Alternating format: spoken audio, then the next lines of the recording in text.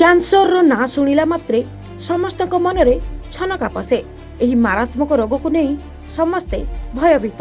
ବିଶ୍ୱରେ ପ୍ରାୟ ଅଧିକାଂଶ ଲୋକଙ୍କ ଜୀବନ ନେଇ ସାରିଲାଣି କ୍ୟାନ୍ସର।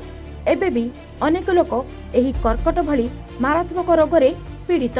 ଏଭଳି ସ୍ଥିତିରେ କ୍ୟାନ୍ସର ରୋଗୀଙ୍କ ପାଇଁ ଏକ ଖୁସି ଖବର ଆସିଛି।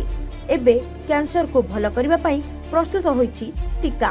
ନୂଆ ବର୍ଷରୁ ଏହା ସମସ୍ତ ନାଗରିକମାନଙ୍କ ପାଇଁ ମାଗଣାରେ ଉପଲବ୍ଧ ହେବ।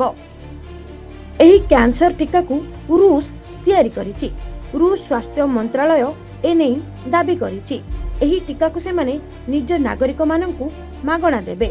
ଡେଲି ମେୟର ଏକ ରିପୋର୍ଟ ଅନୁସାରେ ରୁଷ ସ୍ୱାସ୍ଥ୍ୟ ମନ୍ତ୍ରାଳୟ ରେଡିଓଲୋଜି ମେଡିକାଲ ରିସର୍ଚ୍ଚ ସେଣ୍ଟର ମୁଖ୍ୟ ଆଣ୍ଡ୍ରୋ କାଫିନ୍ ସୂଚନା ଦେଇଛନ୍ତି।